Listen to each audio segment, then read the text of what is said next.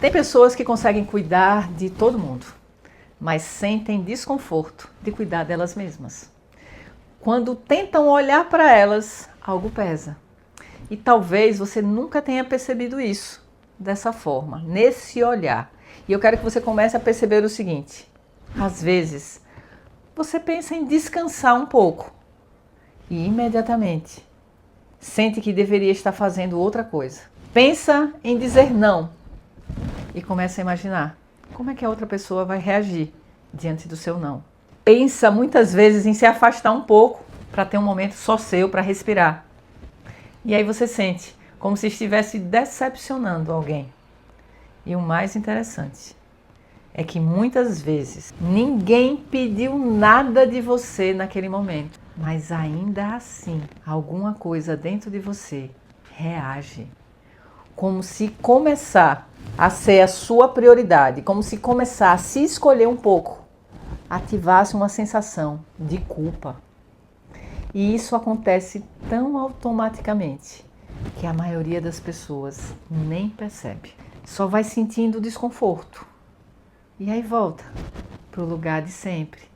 Volta a resolver coisa para os outros, volta a ceder, volta a se adaptar aos outros. Principalmente, volta a deixar essa pessoa mesmo para depois, como se ela não tivesse prioridade. E talvez você conheça a seguinte sensação: a sensação de perceber rapidamente o que as pessoas querem, mas tem dificuldade de perceber o que você precisa. Você tem facilidade de sentir o clima do ambiente, o humor das pessoas. Você tem facilidade de perceber o desconforto dos outros, antes mesmo de perceber o que está acontecendo dentro de você. E talvez a parte mais interessante e até silenciosa disso tudo é que isso costuma parecer que é uma qualidade sua. As pessoas dizem que você é muito cuidadoso, que você pensa em todo mundo, que você é muito compreensivo, mas quase ninguém percebe o quanto alguém pode ir se abandonando aos poucos, como você faz, tentando manter a conexão emocional ali com todo mundo. Para você que ainda não me conhece, meu nome é Ana Carla Andrade, eu sou terapeuta, eu sou mentora, e uma coisa que eu observo, que eu vejo muito nos meus atendimentos, é que existem pessoas que aprenderam, foi um aprendizado, que aprenderam emocionalmente, que ser amado estava muito ligado a ajudar, corresponder, sustentar, não decepcionar, não gerar expectativa. Então, o sistema da pessoa, ela cria uma lógica na cabeça dela. Se eu olhar muito para mim, eu posso perder conexão com outras pessoas. E isso gera um conflito dentro dela. Porque a culpa que aparece na pessoa, muitas vezes não vem daquele momento em que aquilo ocorreu. Ela vem de uma identidade emocional que foi construída ao longo da vida dessa pessoa. A identidade da pessoa que aprendeu a existir emocionalmente em volta das necessidades dos outros. Então você começa a perceber tudo, o humor das pessoas, as expectativas, os desconfortos, as mudanças de comportamento e sem perceber, vai se organizando emocionalmente em função dessas pessoas, até que em algum momento, e isso ocorre, você já não consegue pensar no que realmente você quer, sem antes imaginar o impacto que isso vai causar nos outros. E aí é que começa a sua desconexão, porque você sente culpa quando você vai descansar, culpa quando você coloca limites, culpa quando você se afasta de pessoas, culpa ao não estar disponível emocionalmente o tempo inteiro, como se existisse uma parte sua que acreditasse que você precisa continuar cedendo para continuar sendo amado. E talvez o mais desafiador disso tudo é que esse padrão raramente parece ser algo destrutivo no começo. Ele parece ser um cuidado, empatia, disponibilidade, compreensão, mas aos poucos você começa a perceber algo muito importante. Existe uma diferença enorme entre amar alguém e precisar se abandonar para manter conexão com essa pessoa. Isso explica porque tantas pessoas vivem cansadas emocionalmente, mesmo quando estão tentando fazer tudo ali, certo. Porque o corpo, ele começa a entender que se priorizar ameaça o pertencimento ao lado de outras pessoas. E aí você evita rejeição, desaprovação, evita a sensação de abandono.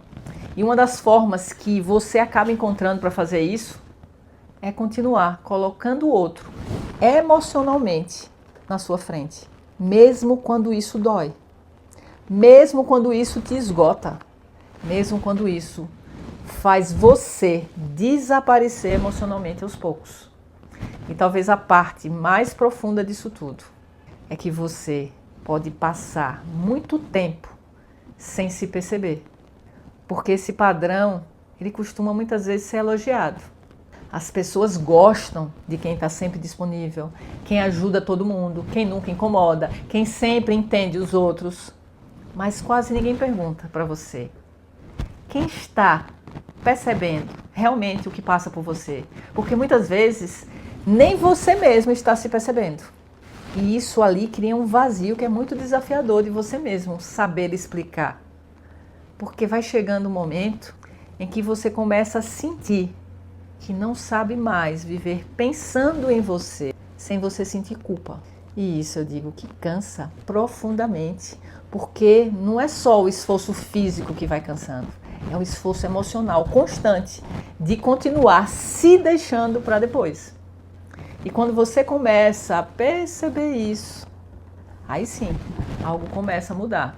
Porque você percebe que talvez o problema nunca foi ter sido egoísmo.